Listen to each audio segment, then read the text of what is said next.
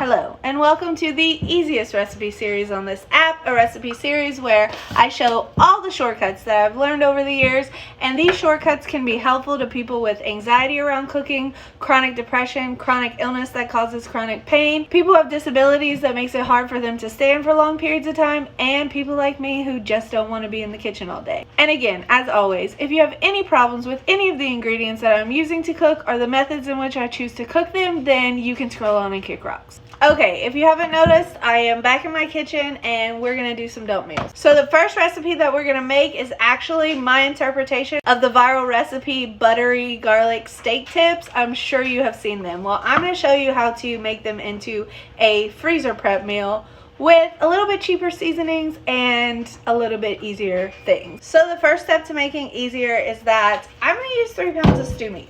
Now, let me defend this choice.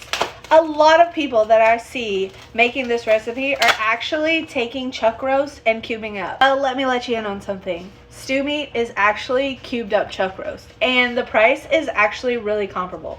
So you're not saving money by buying the chuck roast, but you are saving time by buying the stew meat. So like I said, we're gonna put 3 pounds of stew meat into the bag. The second thing we're gonna change is that everybody is using the Heath Riles garlic butter seasoning, but that is like $9 a jar, and if you're only using it for this recipe, you can get the garlic butter shrimp scampi packets, which are very similar ingredients, and just because it says shrimp on the package doesn't mean that's what you have to use it for. So we're gonna put 2 packets into the bag. 1 package of Lipton onion soup mix into the bag. Oven roasters, potatoes, and onions. If you're cooking this same day, you probably could use a bag of fresh red potatoes, but because I'm freezing this, I'm going with frozen potatoes. And this is where you guys say these bags are like Mary Poppins bags, because it doesn't look like it's gonna fit. And a cup of beef stock.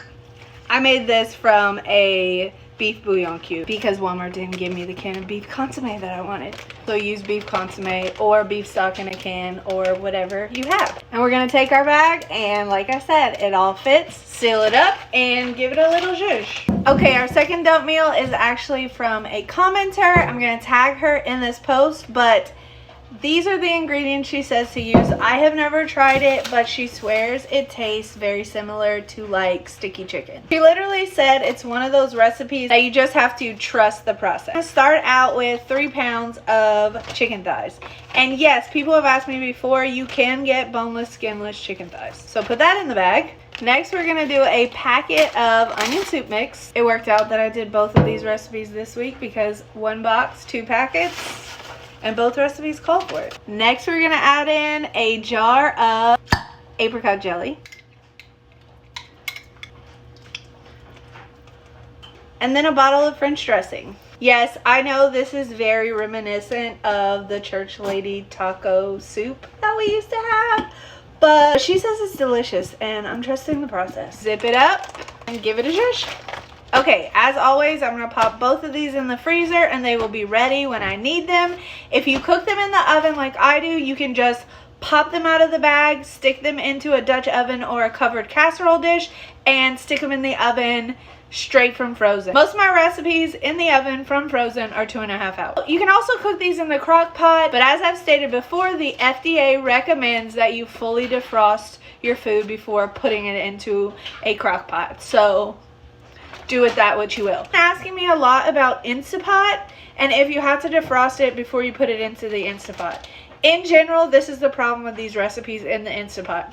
Yes, you can put frozen food in the Instapot, but the Instapot needs 1 cup of liquid to work and not give you the food burning error message. So if they are frozen, you do need to add a cup of water. It will not come to pressure.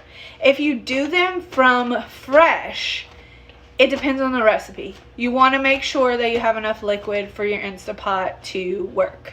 So that's the only issue. Otherwise, you can definitely cook these in the Instapot. As always, I will be posting these being cooked later this week, so you will see how I cook them and the finished product, but it's going to be in a couple days.